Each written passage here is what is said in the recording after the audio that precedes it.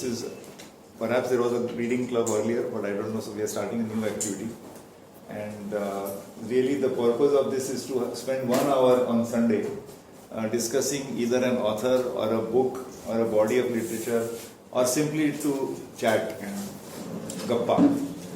It's meant to be a very informal event, and strictly we'll try to confine it to 1 hour. And the purpose is to just stimulate our intellectual curiosity and perhaps take away certain things that we can continue to do. And I hope all of you and your friends will attend regularly. If we actually have a spillover crowd, that will be a pleasant challenge to solve.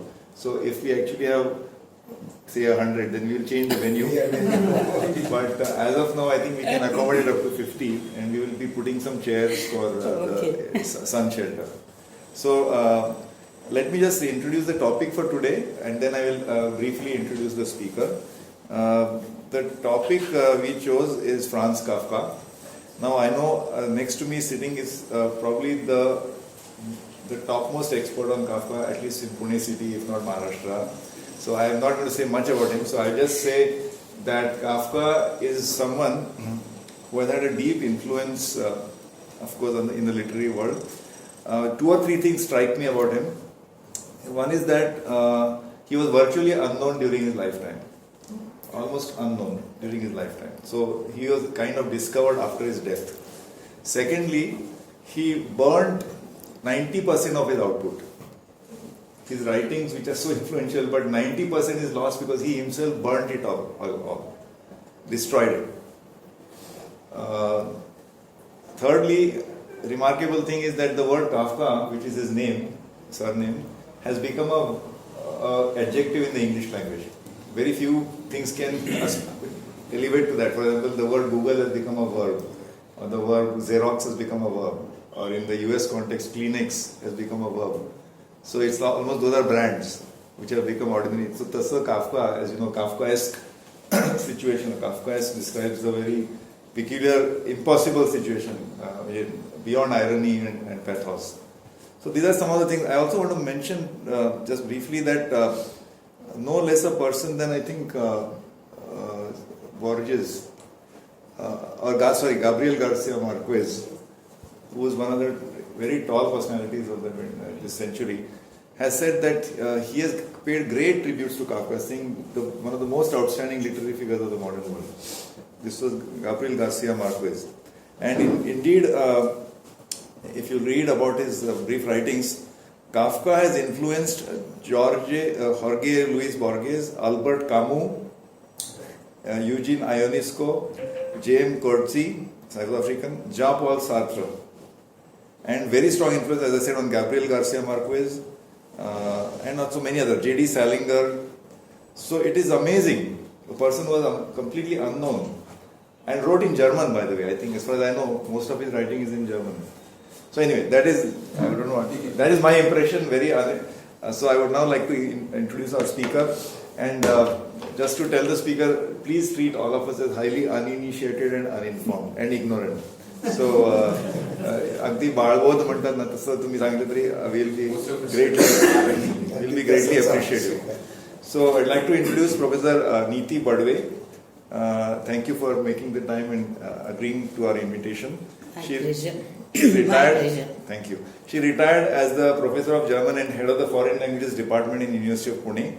Her CV is very impressive and it's quite long, so I'm not going to read all of it. I just want to read some highlights.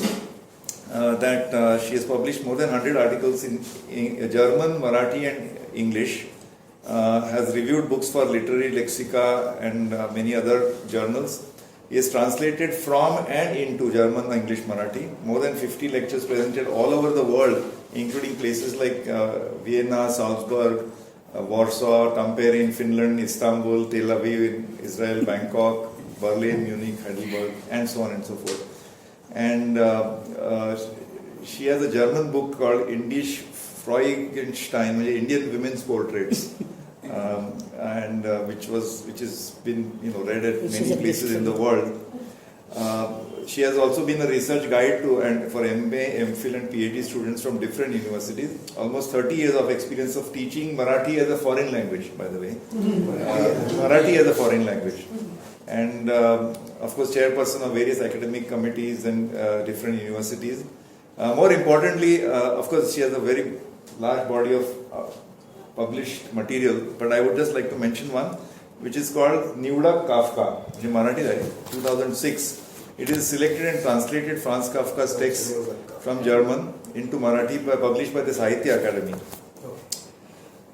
So, over to you, Professor Neeti. Thank you. Thanks a lot, Ajit, for invitation and for your kind words. I hope I don't disappoint you because I am not the expert on Kafka. But I have engaged myself for quite a few years now with Kafka, and he has fascinated me. Unless a person or a guy or an author fascinates you, you don't deal with that his works so intensively. So Kafka was one of the authors I really fascinated was, and so I have also translated a few of his texts. I call it because you can hardly call them stories.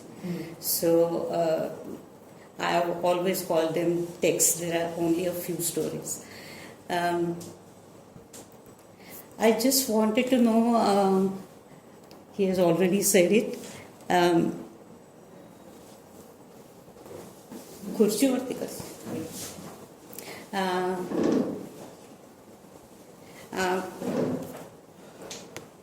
yes, I wanted to know how many of you are acquainted with Kafka. That is one question because it's a mixed audience and I have no idea. And another thing is there anyone who is not acquainted with Marathi? Not at all? Little. Because I have to switch the languages and sorry. I'm saying you're in Pune, so please bear with us. Yeah. Where are you from? Sorry? Chandigarh. Chandigarh. So northern part, and with Hindi, if you are familiar with Hindi, then there shouldn't be that much of a problem to understand Marathi. Sorry for that, but I will have to read a couple of extracts from my Marathi translation because I don't have any English versions of Kafka. So I had the choice of having German version or Marathi version, and I don't think many of you are familiar with German that well. So the only possibility was just to give you some idea about how he writes, and we'll start with that. So very small texts we'll start with, and 2 or 3 texts I'll read out so that you have some idea about how he writes. Of course, this is a translation, this is not original, but still I have directly translated it from German into Marathi, so there is less loss, I believe, of the content. If there are 2 or 3 languages involved, then there is much loss of content, or everybody interprets each line and each story or each text in his own way before translating. So translation is definitely a part of interpretation. But we are not talking about translation as a subject, which is also one of my favorite subjects. So we'll start with small texts. I'll read them out in Marathi, and I'll switch to English and Marathi while interpreting it or talking about these texts. If we have enough time, then we can reach his novels. But first we'll start with very small texts. And whenever necessary, it just, as he has said, it's informal, and in the flow, whatever I feel of his biography, it's necessary to tell you because of some references. I'll do that. 2 things are very important for any author, any writer, but especially for Kafka, the era he lived through. what was very special and why existentialism and so on. She is the expert in existentialism, Rekha Sani Namdar, expert in Marathi. Okay. But she has dealt intensively with existentialism. So how it comes to that and why the expression in existentialism is like that. So that is one of the things we must, or it strikes us when we talk about Kafka. But not only that, Kafka has been interpreted many ways with different aspects and different contexts. That is why Kafka is very interesting, because he can be interpreted further. Always a new interpretation can come from Kafka's text, because he mainly writes, or many a times he writes in allegories or as parables. So there is a scope for interpretation. That is one thing. Yes, we'll start now, and whatever is necessary in the or relevant information, I'll try to give that. Okay, I'll start with this. This I have brought along with me.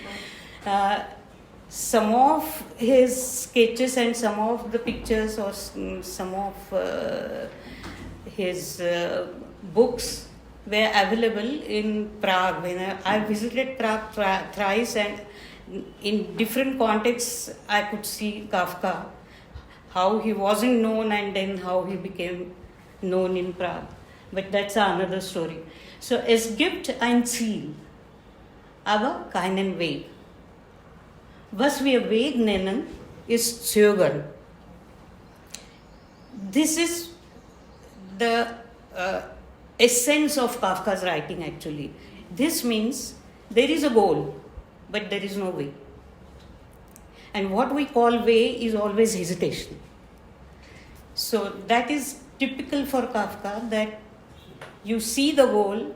All his three novels, especially last two novels, for that, this is the typical statement or typical quote by Kafka. In this context, I will read one story, which is just one and a half pages. So let's see.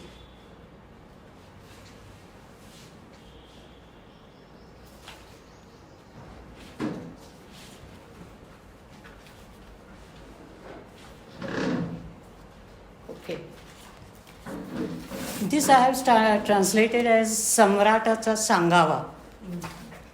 It's a message by a Kaiser, Kaiserliche Botschaft auf Deutsch, in German.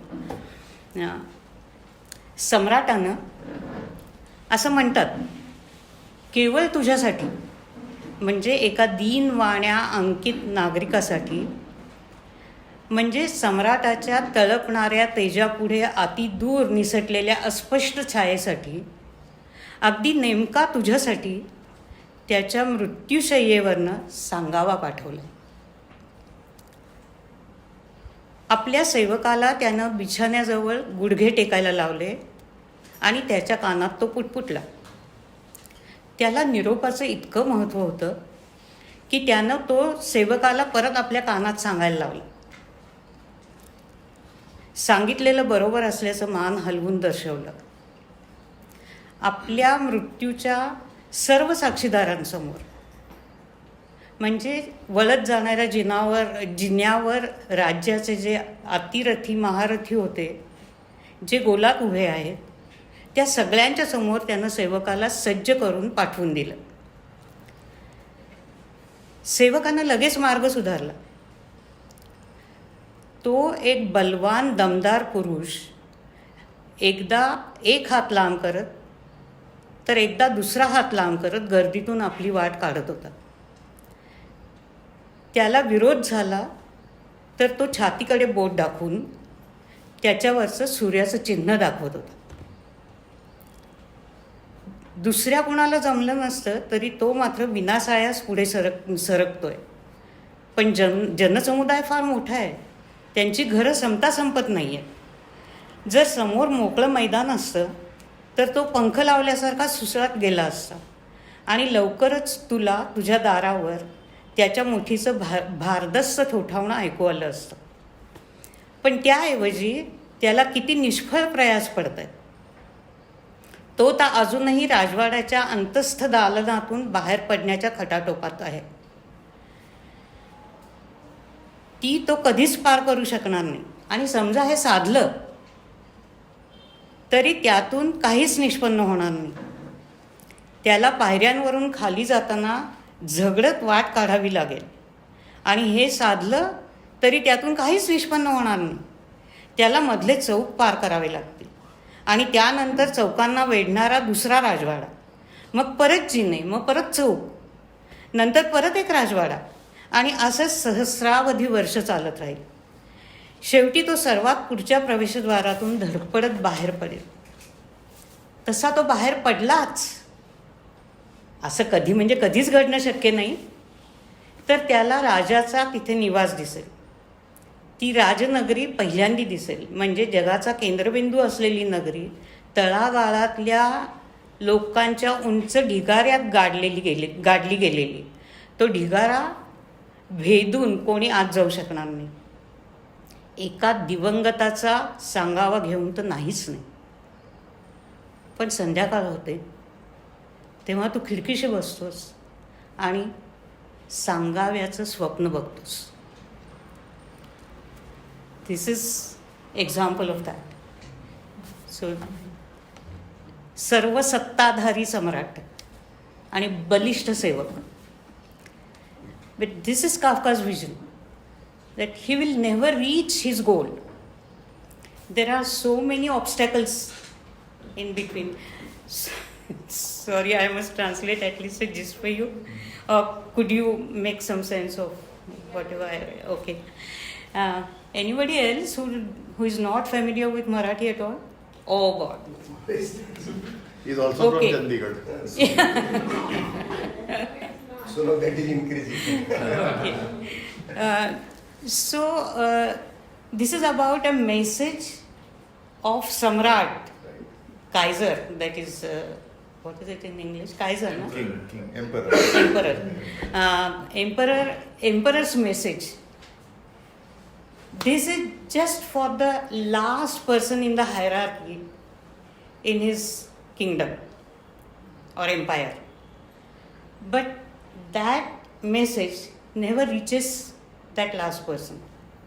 Though the messenger is very strong and tries to overcome all the obstacles in the way, but never reaches the common man or talagalatla, that is downtrodden, or the last people in the hierarchy of the society. But these people will always wait for message from the emperor. So there are many aspects. Only on this story we can talk about an hour or so. But we'll go ahead. This is typical Kafka, where you can see the goal, and it's always frustrating because you can never reach the goal, but you can see it. You know where you want to go, but you never reach. That is one of the things. And of course, the hierarchy of the society. There are many socio-political aspects of this as well. Let's go to some other, yeah. Just want a 1 minute interruption. ते गराडा घातलं म्हणजे तो I was thinking of झोपडपट्टी. Oh, exactly. That is it. Slums have exactly. overwhelmed the city. And therefore you have to dig your way out from out of the slums to reach The king. the last person in the slum or in the hierarchy, and you can never reach there. And it's not only slums. First, he cannot cover all the obstacles in different rajwada. There are Chauk and again Rajwada. So he can never reach even that pile of slums. That is what is said here. It's a metaphor He for uses metaphor for the coterie Oh. who imprisons them. Right. So this is his vision. That's how he writes. You have the path, you have the goal, Yes. but no way. Yes. And what you call way is hesitation. You are always on the way, but you never reach. We'll go further and see another example so that it will be even clearer. Especially his novels. I have only talked about his novels once in English, and that's all, because I have otherwise read papers on Kafka in German, and this and one more translation I have done from his text. But only once I have talked exclusively about his novels, and that will explain actually how his mind works and how the way of his thinking and why he writes so. But I can make that article available to people later on in English so that you can also read that. Okay. The next one is very short text, just a couple of lines. शेजारचं गाव, this next door, the next village, which is the closest. So माझे आजोबा म्हणत असत, आयुष्य कमालीचं लहान आहे. ते आत्ता आठवणींमध्ये आकुंचित पाहून इतकं दाटलंय की एखादा तरुण माणूस घोड्यावरून शेजारच्या गावात जायचं कसं ठरवू शकतो हे उदाहरणार्थ मला उमगत नाहीये.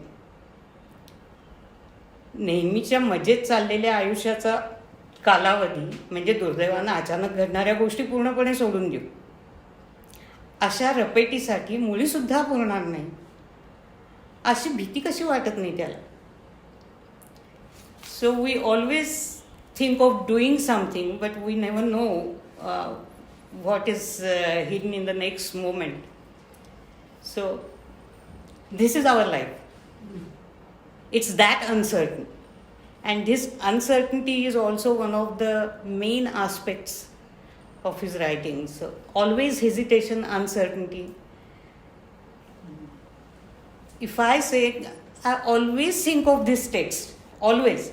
If I tell somebody next weekend I am going to Bombay, or I am coming to you to some friend in Bombay, I'll visit you next Sunday.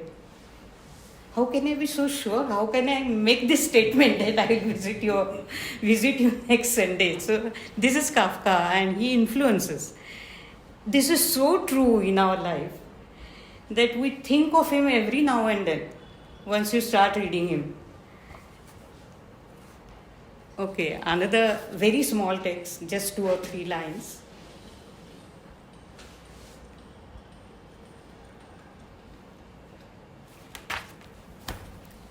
ती झाडं, die Bäume auf Deutsch, the trees, that is the title, and there are only 3 lines. कारण आपण बर्फातल्या झाडांच्या खोडासारखे आहोत. Starts with कारण. Because कारण आपण बर्फातल्या झाडांच्या खोडासारखे आहोत.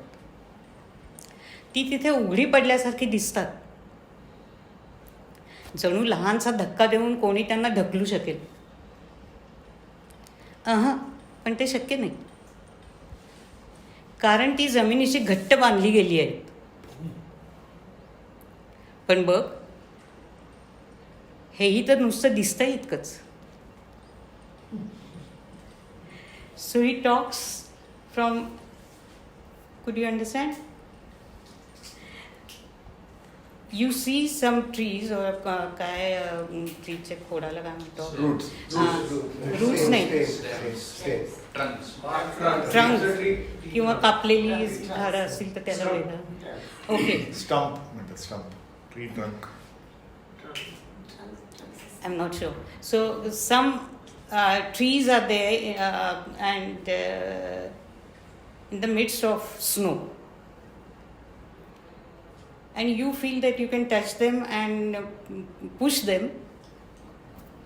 But no, you can't do that because their roots are deep in the They are deep rooted in the deep rooted in the earth. ground, earth.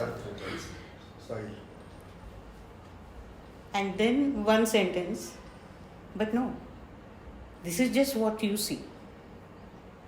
So there are always possibilities, there are always different interpretations, what you see is always illusion. What Kafka tells, he tells nothing. That is the beauty of his writing actually. So there is illusion, there are different possibilities. You feel you can push them, no. They are deep rooted, no. That is also just it can be illusion. You think they are deeply rooted in the ground, but may not be. So he talks from both the ends. In his novels, in fact, he plays alone chess. So what I feel, I say, and what he's talking to his father, for example, or addressing his father. So he says, father will feel like that and he will react like that. Then I'll react on this like that. So it's like playing chess from both the sides single-handedly. This is also the same thing. You see trees, you feel you can push them because they are loosely lying there on the ground.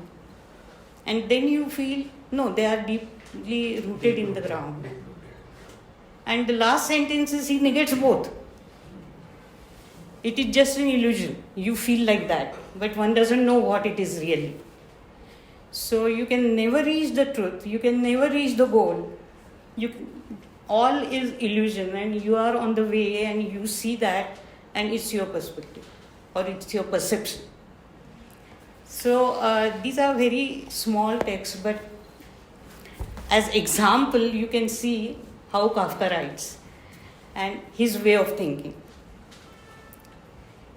So the era he lived through, he was born in 1883.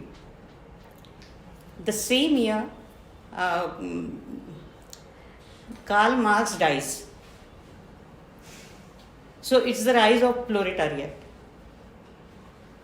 It's the rise, industrialization, etc., etc. I have elaborated it in my article actually. It's better to read that article than me telling you a couple of things here. But that is the end of realism. It is said that modernism, I have entitled this article, A Modernist Author, Kafka, a Modernist Author. And why modernist or why modernism? Modernity continued for 500 years after Renaissance.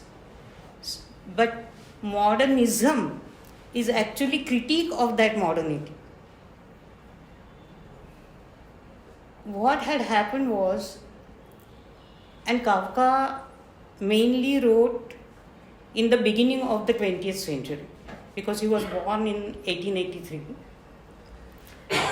He started writing, or the first trial he gave to his writing, it was the first text around 1904 or so.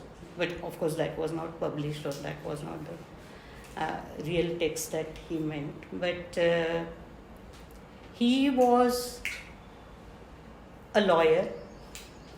He was highly intelligent. And he writes very logical. He did his doctorate in law. He had studied law. He did his doctorate in law in 1906 and started working thereafter. First, of course, extremely sensitive and extremely socio-politically aware. That's why also more frustrated, one can say. Of course, one doesn't use necessarily in his critique frustration as such, but failures. So, failures is one of the important matmal, that is one Motive. of the Motive. not motive, important thing in his critique, that how do you see Kafka? So his writing is the series of failures. His novels are series of failures and landscape of loneliness, etc. So that's how he writes and he's looked on.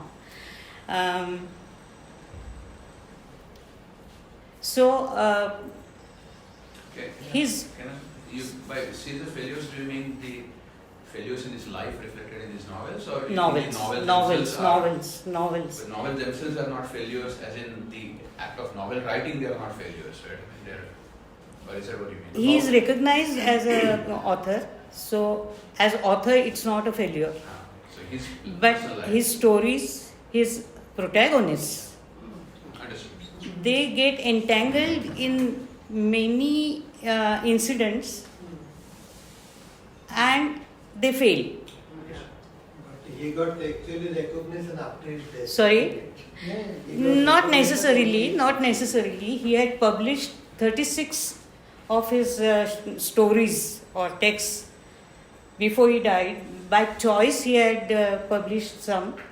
3 of his storybooks were published during his lifetime, and 3 longish stories, one of which you must have heard or must be knowing because that is the most popular, I think, in outside in India or in English-speaking world.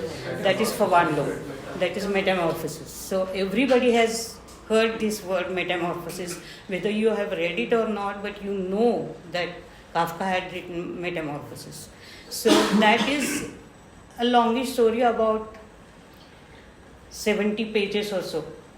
And another story which is very important, which I am going to talk about, that is the judgment. So, das Urteil of Deutsch. We'll talk about that story right now. Remind me of The time, no? the time, 15. because I don't have. 20 minutes. 20 minutes. 15 minutes. Because leave some 5-10 minutes to लोकांना जर काही comment करायचं. So I'll stop after The verdict. the judgment. So the judgment is a story of one young businessman, Benderman, काय त्याचं पहिलं नाव, whatever. So that story is here in this book. In fact, I can read the beginning. Let's see.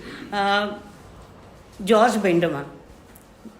So he is young businessman doing fairly well, and he is living with his father because father is ill and old, and mother has passed away.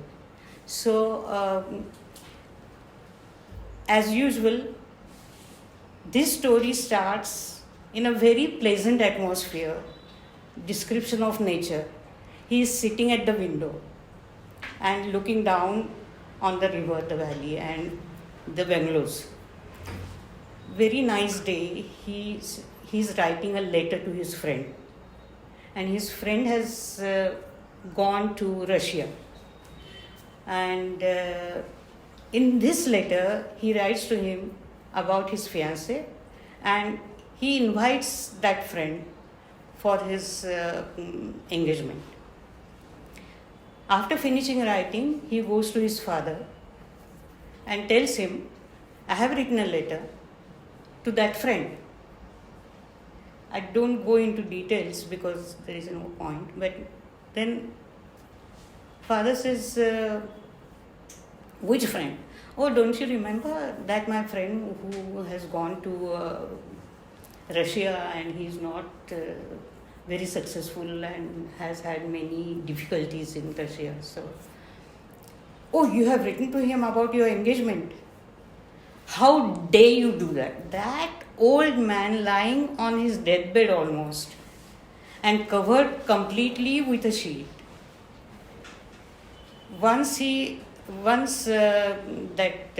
George mentions his engagement, he throws away his cover, rises up and says, "How dare you do that? How dare you?" He had always objection about this girl whom he wanted to marry or his marriage.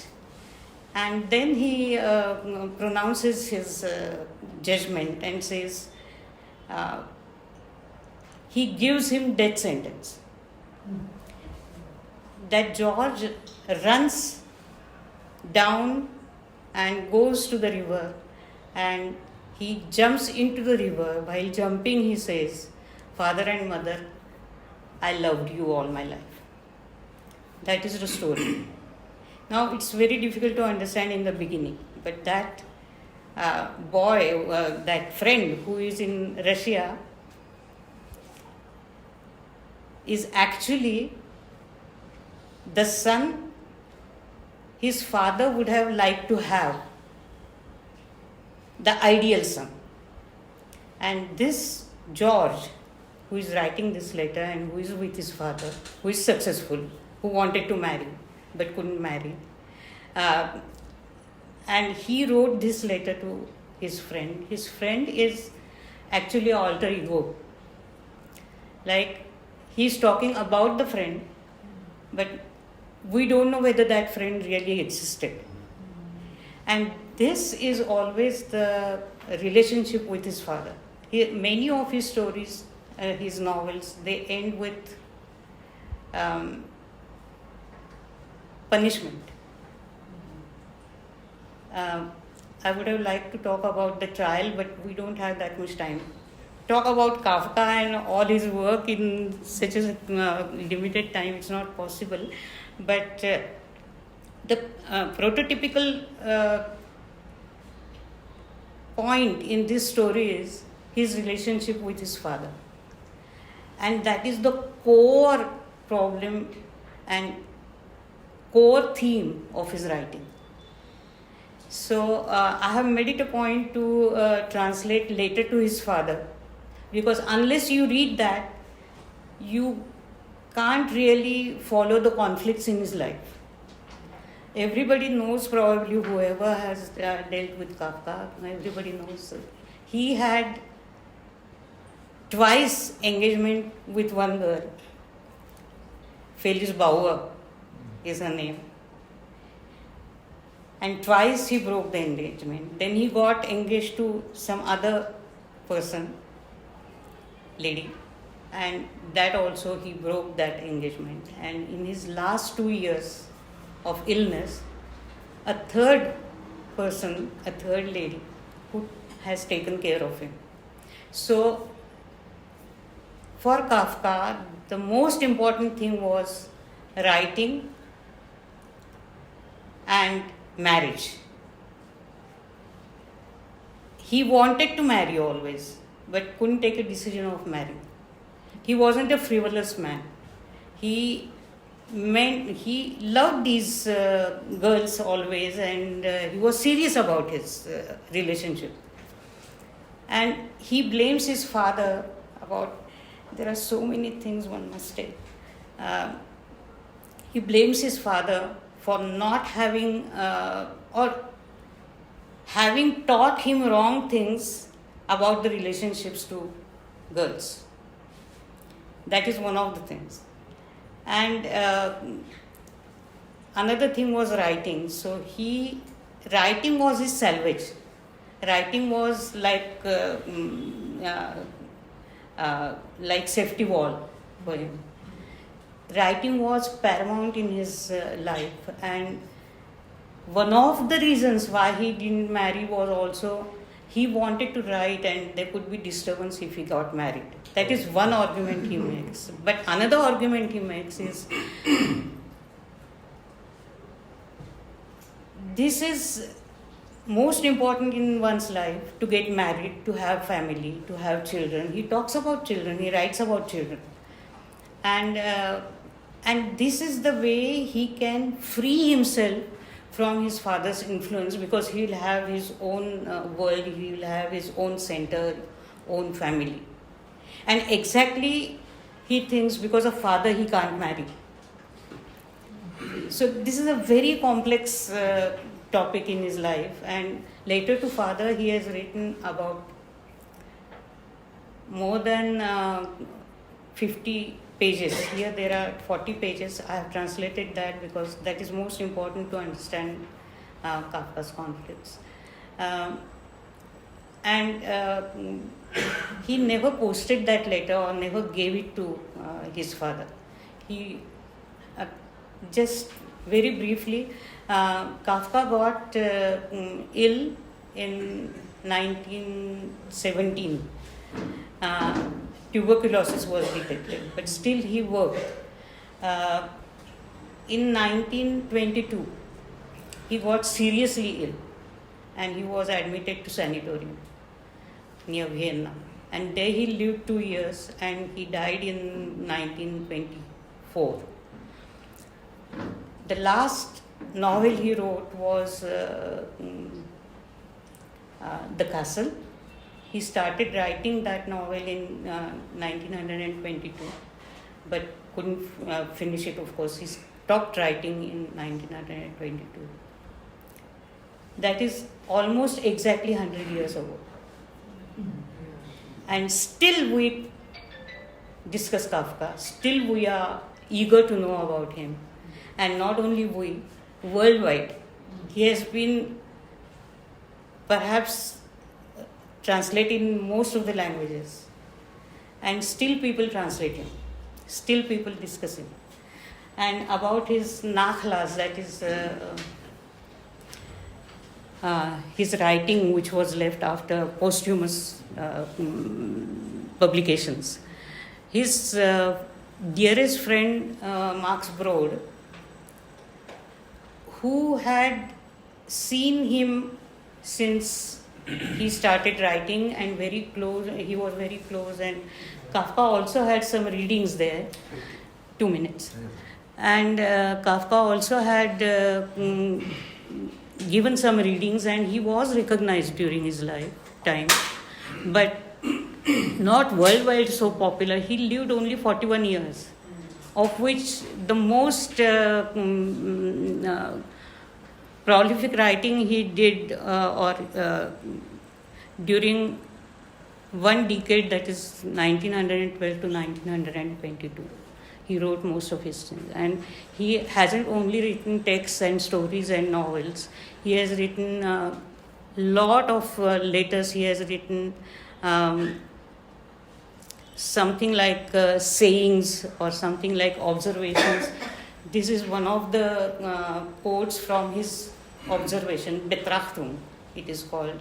So there are 6 volumes of his writing, and his letters, his other writings are also equally important.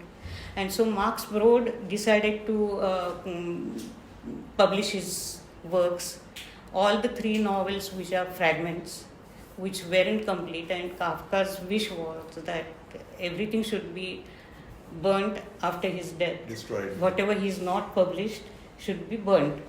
But Brod, who knew about all his writings and had discussed the things, he discussed it with his family members and decided to publish. And so one of the things was Letter to Father. So that wasn't published, and it will always discuss whether it's a piece of literature or whether it's a private letter. But there are many points or many aspects which people find that this is not a private letter. It's applicable to the society at large, and so it should be taken as a piece of literature.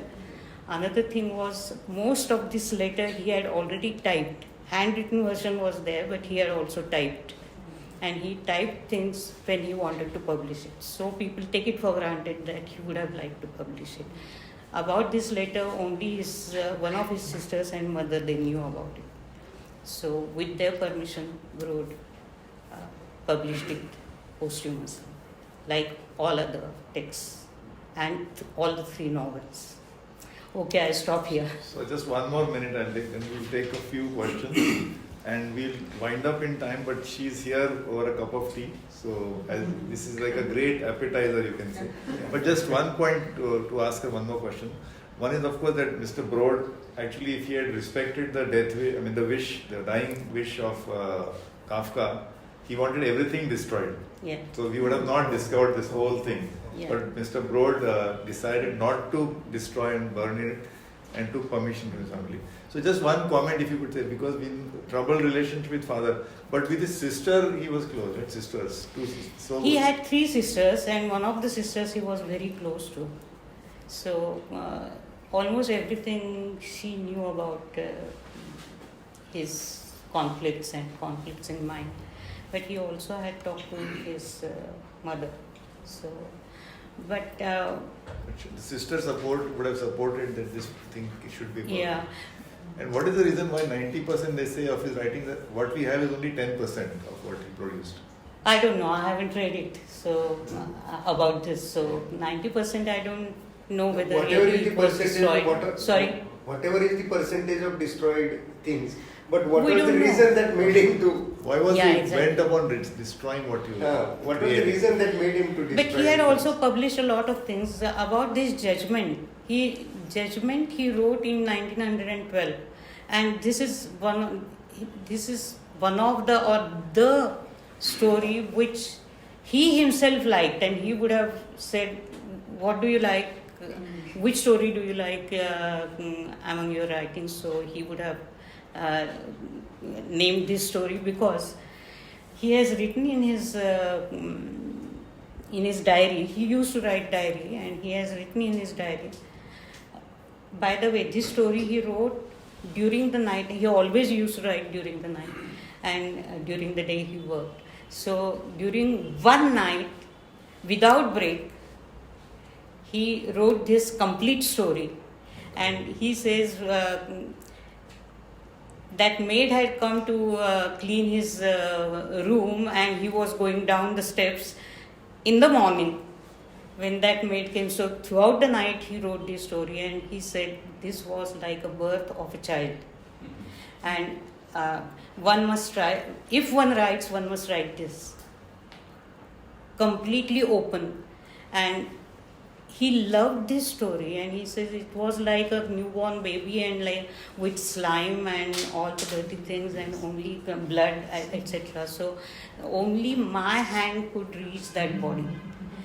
And this is the story. So he published this story. And this He 70 published for one pages. long. 70 pages he wrote in No, one. not this one. Actually. This one is about 15 pages.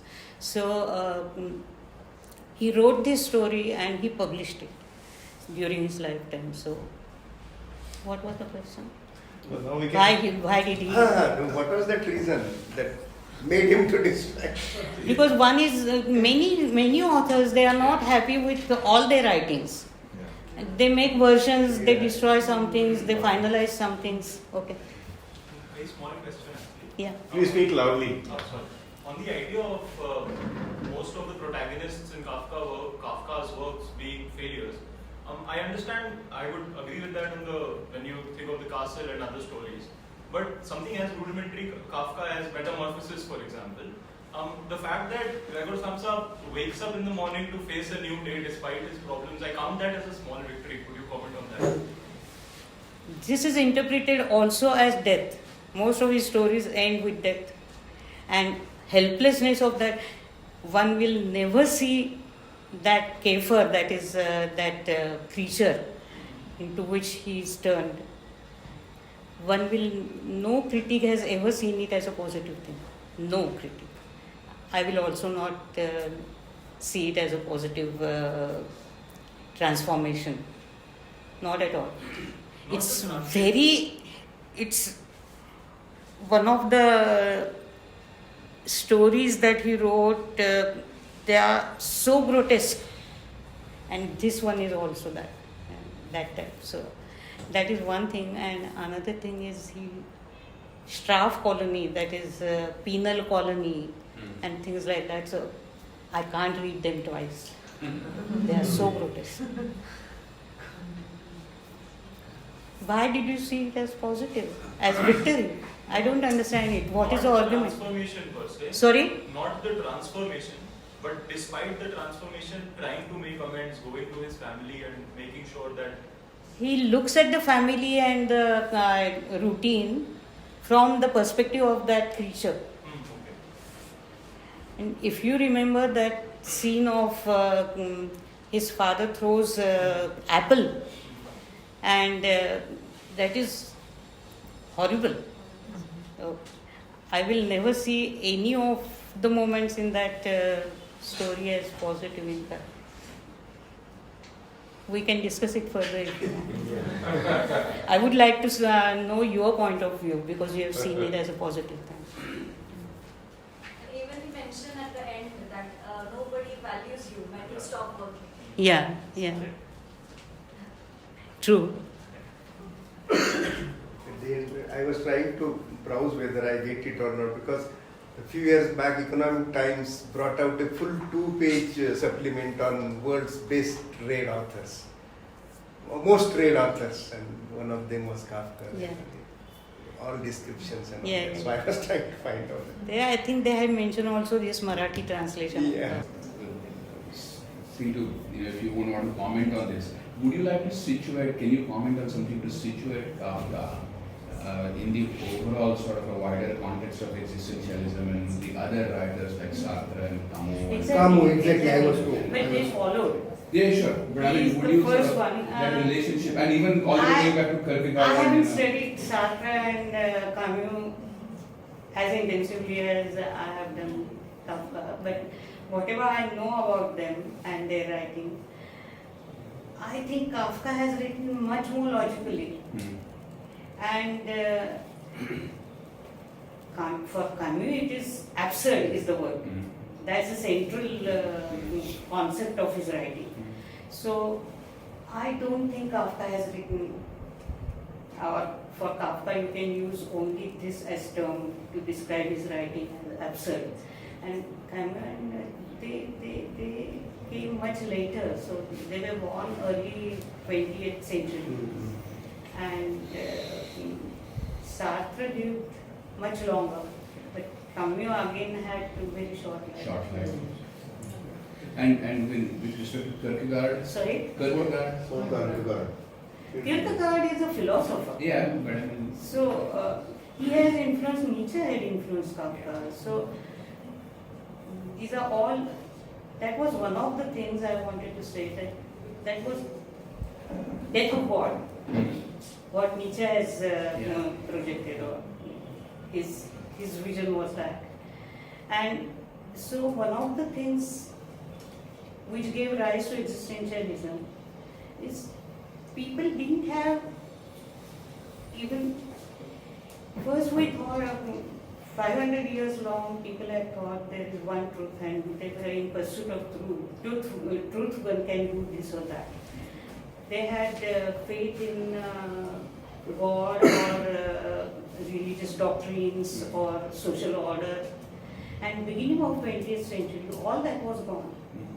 With philosophers like Kierkegaard and Nietzsche, as well as these writers, and everything was in flux. So people started asking whether there is one truth. So no, in 20th century, many people have written, and not only authors but also philosophers and others, that there are truths, and that we see today. That is one of the things why Kafka is so popular, because all his allegories, all his writings, which are socio-politically very relevant even today. That is why Kafka is relevant today. So people started asking about existence of God and about the world order in general, and they were very so they started doubting everything, and that uncertainty, you are left to yourself. You are thrown in the world and you are left to yourself.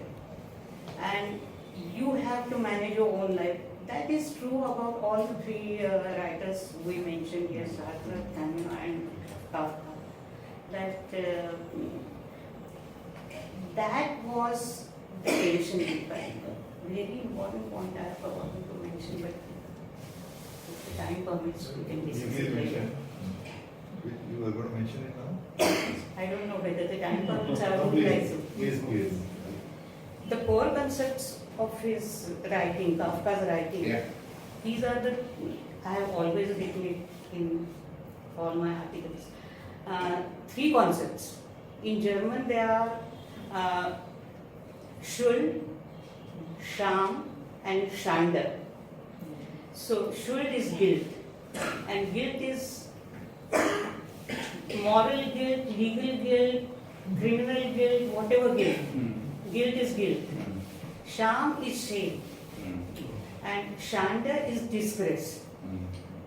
So these three are core concepts of Kafka's writing, and there are many interpretations of Kafka's writings. So religious interpretation is also very relevant. In Judaism, in synagogue, we have Torah, T-O-R-A, and Torah is sanctum sanctorum, sanctuary. And if you have gone to synagogue, there are 5 rolls kept in vertically.